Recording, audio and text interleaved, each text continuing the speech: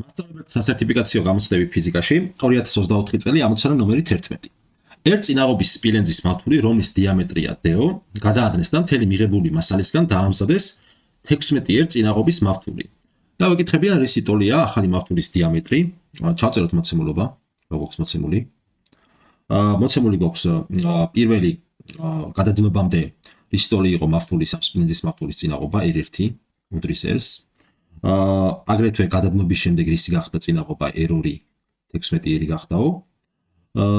ამასთან დიამეტრი საწყის მომენტში გადადგმებამდე D1 ტოლი არის D-სიო და გვეკითხებიან გადადგმების შემდეგ რისი ტოლი გახდა ეს ჩვენი დიამეტრი, ანუ D2-ს გვეკითხებიან. კარგით, მოდით ასე მოვიქცეთ. ახლა პირველ შემთხვევაში რა გვიქნებოდა? ქონდა მავთული, ავიღოთ მავთული. ასე.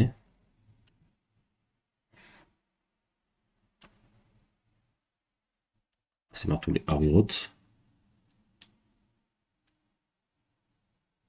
კი ბატონო. დავუშვათ თავიდან ახლა ამ მავთულის სიგრძე იყო L1 და შემდეგ მეორე შემთხვევაში რა მოხდებოდა? ეს არის პირველი შემთხვევა, მეორე შემთხვევაში გადაადნეს, ხო? გადადგმების შემდეგ მივიღებდით ასეთ სიტუაციას.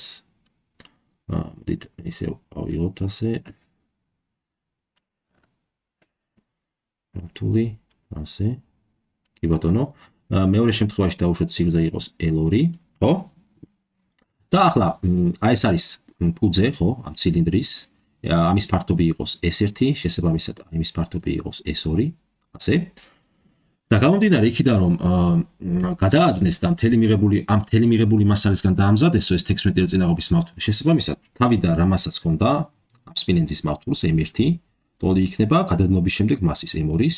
ამასთან თუ გავითვალისწინებთ მასის სიმკვრივესთან კავშირს, M1 თავის მხრივ ტოლი იქნება რო სპილენძის მართულია, რო სპილენძი გამრავლებული V1-ზე, ეს ტოლი იქნება რო სპილენძი გამრავლებული V2-ზე. ეხლა ეს სპილენძები გვეკვეცება, რო სპილენძები და გამოგდის რომ მოცულობებიც არ შეცვლილა, V1 უდრის V2-ს. ამასთან ეხლა თუ გავითვალისწინებთ რომ ჩვენ ფუძის ფართობი არის S1 და სიმაღლე L1, მოცულობა ამ ცილინდრის გამოგდის V1 S1 L1-ის ტოლი, ხოლო ეს ტოლია თავის მხრივ V2 გამოგდის ტოლი S2 V2-ის, ხო? აქედან მოდი განსაზღვროთ ჩვენ რის ტოლი იქნება S1-ის ფარდობა S2-თან, S1-ის შეფარდება S2-თან. ტოლი გამოგდის S1-ის ფარდობა S2-თან, აქ უკაცრავად V2 რატო დავწერე? არ ვიცი, იმიტომ რომ L2 უნდა დაგვეწერა. S1-ის ფარდობა S2-თან ტოლი გამოგდის L2 შეფარდება L1-თან. ასე კი ბატონო, ახლა მოდი ჩავწეროთ მეორე მხრივ R1 რის ტოლი არის? R1 ხო ტოლი არის კუთრი წინაღობა გამრავლებული ამ მავთულის სიგრძის ფარდობისა განიკვეთის ფარდობთან, ანალოგიურად R2 ტოლი იქნება რო კუთრი წინაღობა L2 შეფარდება S2-თან. ასე, ეხლა აქედან ჩვენ ვიცით რომ R1 მოცემულობით არის R-ის ტოლი. მოდი R2 შევაფარდოთ R1-თან, ხო? R2-ს თუ შევაფარდებთ R1-თან, R2 არის 16 R. ეს შეფარდებული R1-თან, რომელიც R-ის ტოლია, ტოლი გამოგვივა რო L2 შეფარდებული S2-თან, გაყოფილი R1-ი, ანუ გამრავლებული S1 შეფარდებული რო L1-თან, ასე, ხო? ეს როები შეგვეკვეცება და ეს როები შეგვეკვეცება და აქედან რა გამოგდის, ესე იგი ჩვენ აქედან გამოგდის რომ S1 შეფარდება S2-თან, ტოლი ყოფილა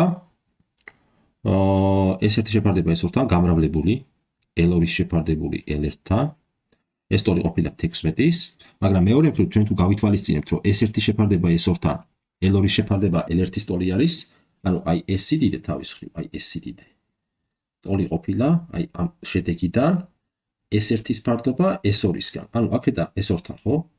შესაბამისად აქედან ჩვენ გამოგვივა რომ S1 შეფარდებული S2-ის კვადრატთან, ხო? კვადრატთან ტოლი არის 16-ის, საიდანაც S1-ის ფარდობით S2-თან მივიღებთ ტოლს 4-ს, ხო? ტოლების ორივე მხარეს ფესვის ამოღების შემდეგ. და მეორე მხრივ ახლა ამის დიამეტრი აი ეს არის D1, ხო?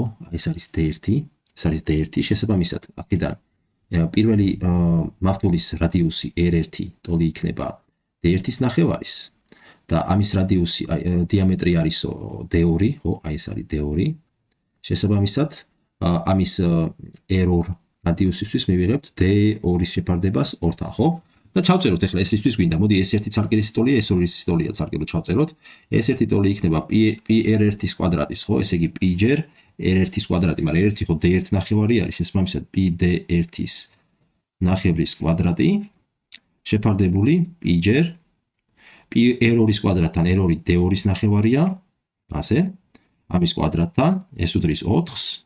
ეს p-ები შევეკვეცება, ეს ორებიც შევეკვეცება და რა გამოგვდის აქედან? ჩვენ გამოგვდის, რომ d1-ის შეფარდება d2-თან მთლიანად ეს კვადრატში.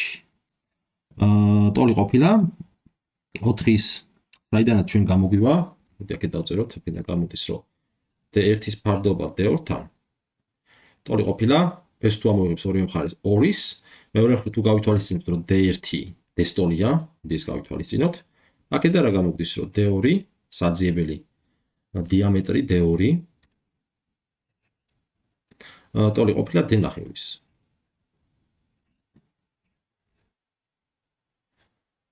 შესაბამისად, პასუხი იქნება, რომელი იქნება ეს e, ხო? d ნახევარი.